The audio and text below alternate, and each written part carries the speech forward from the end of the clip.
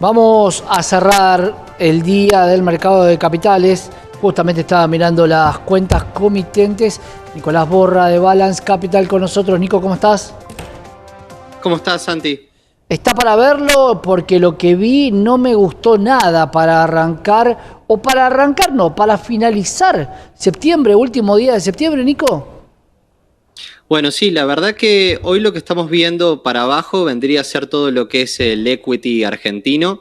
Seguimos en una racha de varias jornadas de corrección, donde hoy podemos decir que ya pasó de moderada a ponerle un poco más de atención, ¿no? Ujú. Sobre todo el índice en el contado con liquidación, el Merval en dólares, que estuvo cayendo un 3%, casi ahí al final de la rueda, y en pesos en torno al 2%. Hubo algunos papeles como macro que estuvieron cayendo un 4%, y lo único que vimos en verde hoy fue Pampa, porque hay un research dando vueltas que dice que el precio estaría atrasado, ya que en términos reales estaría como a inicios de 2017 y podría hacer un 100% de su valor en dólares en términos de los próximos 3 años, en el modo más auspicioso. Pero el resto todo teñido de rojo, ¿verdad?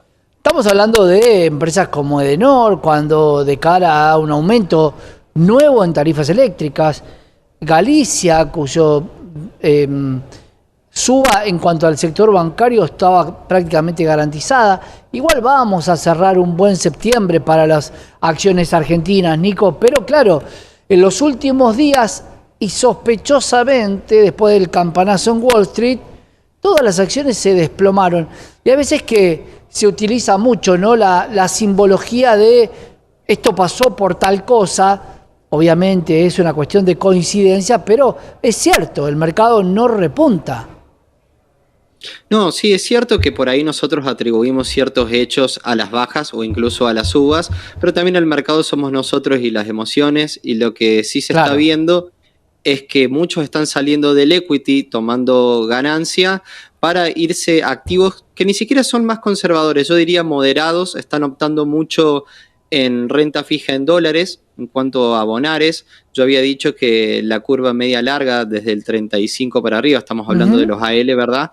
Me parecía bastante interesante. De hecho, hoy vimos que, por ejemplo, el AL30 o el GD30 arrancaron una jornada negativa, pero a la mitad de la jornada, ya yendo hacia el final, se tornaron positivos. Eso significa una suba intradiaria de casi 2 puntos en los dos activos, lo cual se está viendo que hay una salida de la renta variable para ir a la renta fija, pero siempre manteniéndose en el refugio de la moneda dura. Estoy viendo que el inversor sigue con algo de apetito de riesgo, pero no así confiando en el peso. Lo vemos también en la curva de las LECAPs, por ejemplo, que empezaron a subir su rendimiento también en la parte Ujú. media y larga. Eso puede decir también que el inversor está pensando en que el tipo de cambio esté levemente atrasado, ¿no? Nico, intervención o blanqueo y mucha gente volcándose a los títulos de deuda. ¿Qué se sabe del blanqueo? Porque claro, mañana podría sacar todo aquel que depositó en la primera etapa. Bueno, los números del blanqueo respectivos sobre todo a la última semana, últimos 10 días de septiembre fueron bastante buenos, hay que decirlo. Obviamente pues estaba la expectativa de un tira y afloje con el gobierno de si prorrogaba o no prorrogaba los beneficios. Al final lo terminó haciendo con la cláusula positiva para el inversor, que aún así va a poder retirar los dólares, es decir, el que decidió blanquear y apostar no se vio perjudicado, pero Ujú. sí es cierto, no lo estamos viendo todavía en las reservas netas porque los dólares siguen ahí en el banco, los bancos también están cautelosos, no lo quieren mandar al central por si hay un fuerte retiro. Yo creo que va a haber un retiro considerable, no sé si superando el 50%, pero va a ser considerable porque la verdad que el blanqueo era muy, muy bueno, por así decirlo, ¿no?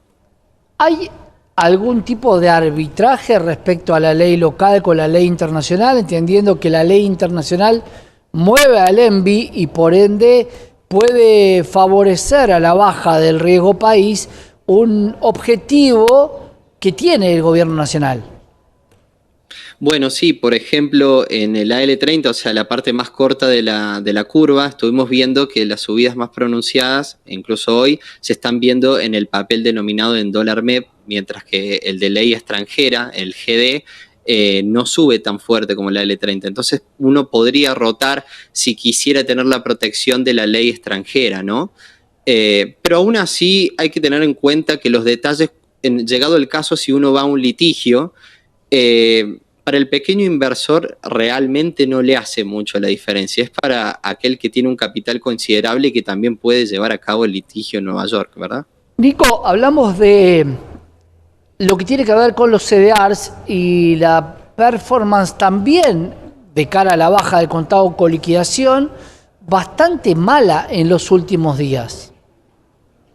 Bueno, estuvimos mencionando en la entrevista anterior que yo consideraba que si bien, incluso hoy tuvimos una declaración de Jerome Powell, donde profundizó, dijo que el paso que habían dado era bastante acertado con los papeles que tenían en la mesa y que iban camino a un sendero de seguir bajando las tasas hasta llegar a un punto neutral de empatar la tasa con la inflación que esté corriendo en el momento. Pero nosotros hablamos en la entrevista anterior que creíamos que los papeles, sobre todo los de gran crecimiento, estaban bastante adelantados en precio y aunque el escenario parecía bastante auspicioso, íbamos a tener un par de tropiezos en el corto plazo, ¿no? ¿Te preocupan las tasas chinas, Nico? Bueno, vos fíjate que China, tuvimos un par de noticias en que China va a empezar a inyectar liquidez y a tratar de darle un poco de envión al mercado. A mí sinceramente me pareció bueno como inversor porque veíamos que muchísimos papeles chinos estaban frenados hace muchísimo tiempo, incluso con caídas muy grandes, y empezó a haber como un reflote. A mí realmente todavía no me preocupa más que, por ejemplo, Estados Unidos tenga un hecho no fortuito, pero sí que no se espere que nos pueda llevar a una aceleración de todo por miedo a una recesión y que eso desencadene una ficha de dominó a nivel mundial, ¿no? Y la guerra obviamente en Oriente. ¿Estamos hablando de un tema político de uno u otro candidato? Bueno, las elecciones parecen estar muy cerradas, ¿no? Todas las encuestas que uno está viendo, eso crea mucha incertidumbre porque para un inversor es más fácil poder ver hacia adelante. Por un lado tenemos a un conservador que cree que debe arancelar casi todo lo que es del exterior, por así decirlo, para que Estados Unidos tenga una cuota de mercado más grande. Y por el otro lado tenemos un partido que por lo menos en este mandato de Biden, estoy hablando, ha acrecentado mucho la deuda y ha puesto en jaque la solvencia de Estados Unidos y así también a su moneda, ¿no? Nico, te pido un dato si lo tenés. ¿Cuánto vale la onza Troy? ¿Cuánto vale el oro en el mundo?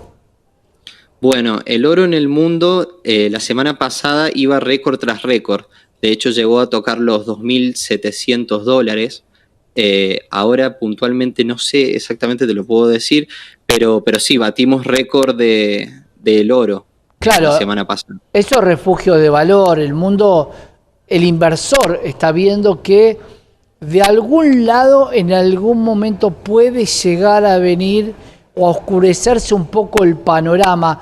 Me parece que acá en la Argentina también están prediciando algunos esa idea de empezar a ver la posibilidad de tomar ganancias, algo que no está mal y que por supuesto en septiembre va a marcar una gran utilidad para los inversores. Nico, gracias como siempre.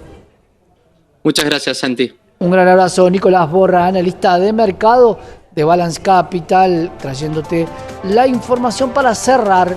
Vas a cerrar con tus inversiones el mes de septiembre. Mañana empezará una nueva etapa, un nuevo mes, un octubre que veremos cómo se comporta en el mercado local.